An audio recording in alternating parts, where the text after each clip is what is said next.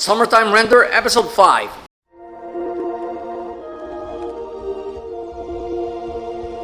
Finally, we got to know the woman's name, and her name is Nagumo. Okay? Siya pala yung novelist siya pala yung favorite novelist ni Shinpei. Yung mismong sumunod na kanyang favorite book, yung Swamp Man. So, we can now safely assume that the shadow infestation was the inspiration for that novel. We also found out in this episode that the only way to kill these shadows is by, well, basically, maiming them or by even shooting the shadow itself. Kung nagkataong tatapakan ninyo yung anino nun, yung mismong anino daw ang iiwas, hindi yung tao. Nakiusap na rin si Shinpei kay Nagumo na tulungan siyang isalba yung mga kaibigan niya, who's, of course, is at the festival grounds. Ang layong staircase pa rin ang tatahakin. But it was all too late. By the time they got there, nearly everybody was dead. The only one who was technically alive, si Ushio na lang.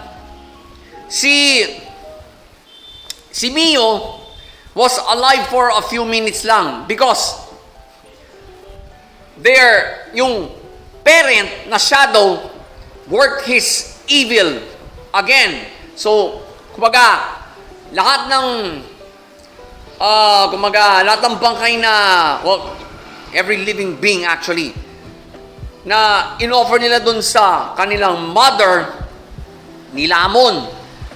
And in the process, ayun, nilamon din si Mio. So, well, of course, galit na si Shinpei. So at the same time, he told Nagumo to just blow his brains out with that shotgun. Well, trusting Shinpei, Nagumo did so. But before that, merong sumugod sa parent. It was Ushio. Ushio kicks this alien in the head almost the same time that Shinpei had his brains blown out by that shotgun. So eventually, of course, ayun. Every time Shinpei gets shot in the head, everything resets. Pero palapit na ng palapit yung kanyang save point as described by the parent. So this time, yung save point niya nandun na sa parte na sinundo na siya ni Mio for the funeral. Final scene. Now, the anime now paid attention to the shoreline. Ushio is unconscious, so bigla na lang, so nagising na lang siya at nagtataka kung saan siya nandun. Patreon, Bigo, mga ka-lifestyle. We're still in week 100 of the Critic Hub, so business as usual pa rin tayo. We're going to break this episode down now, Critic Hub style. Pace. It had a slow and excruciating pacing from the very start. Tapos nung final 1/3 of the episode, biglang what you call this? Humupa na ang sitwasyon, so to speak. Kumaga, the calm has arrived nung nakarating na sa bagong save point si Shinpei. Alright, so that was reassuring. So, he gets, he's alive again, technically. After Nagumo blew his brains out with that shotgun. Talagang headshot eh. So, do I have complaints? Nope. Flow naman.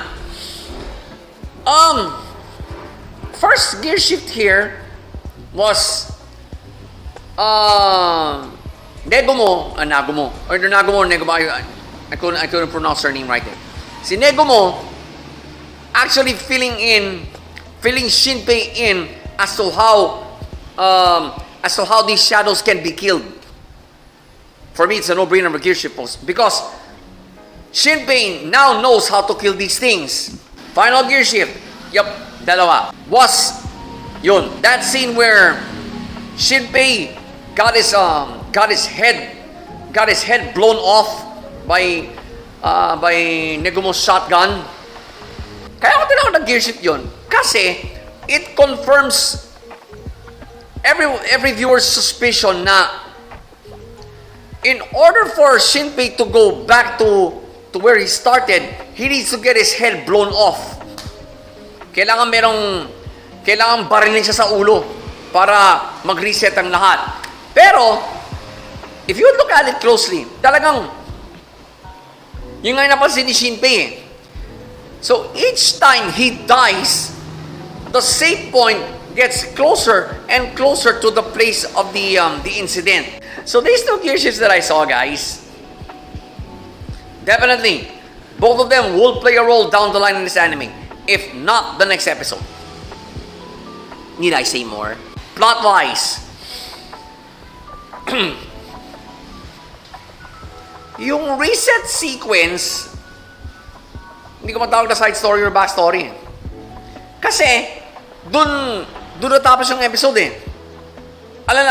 Remember, from what we've just discussed in this review, guys, Shinpei can, well, kasi ni-reveal ng parent dito that his right eye, yung kakaiba kulay, it's originally their mother's. So, Shinpei has the ability to control time. And the trigger, a headshot. Kaya, the reset sequence is totally necessary. And, you can say it's now part of the main continuity of the episode. Kasi dun siya binalik eh.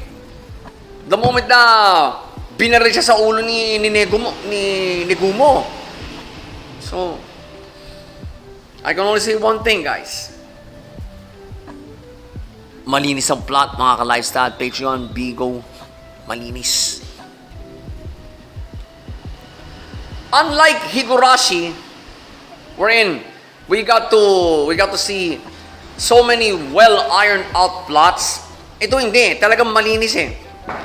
Talagang ipinadama sa atin ng plot that every time Shinpei gets killed this way, he goes back to where he started, or so to speak, to a safe point that is now closer, that is getting closer to the incident area. Wow. All right. It's a horror anime. Right?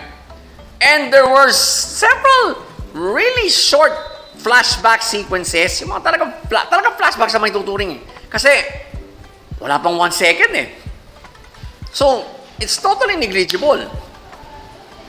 Alright? Kaya, look, and it takes a plot this clean to make you feel how scary and how disturbing this anime is slowly becoming. Wow. And only a clean plot can do that. So, pace, flow, and plot, they all came together for this episode, folks. So, nawala buhay ko dun. Summertime Render, episode 5. Two thumbs up! You know, I'm recording this review for the second time dahil yung original review ko of this episode, walang audio eh. So I got to redo the entire thing. But I think I got the gear shifts right now. Because in that recording, as I was going along, talagang iniisip ko kung ano yung mga gear shifts na pwedeng i-present sa inyo, guys eh. But right now, I'm very sure of it. Those two gear shifts will play a role. Kasi we now know that every time Shinpei dies, his save point gets closer to the incident area, which which may prove to be ako tingin ko which may be a disadvantage later on in this anime. Kasi ang tingin ko diyan para magiging pabilisan ng reaction time between the good guys and the bad guys. Now, the closer Shinpei's safe point gets. Pero if that's the case, then so be it. We're in for one disturbing but exciting anime. So again, Summertime Render Episode 5, 2 thumbs up. Another 2 thumbs up for Summertime Render, mga ka-lifestyle. Hindi ko na patatagalin to. 100 weeks pa rin tayo sa Critic Hub. So Patreon, wait for my next upload regarding this anime. And of course, YouTube Bigo. And for those of you who are still stuck to the CHD after 100 weeks, may na pa magagawa ko. Eh di panoorin na lang kayo mag-chill-chill dyan. Enjoy this review, and I'll see you in the next one.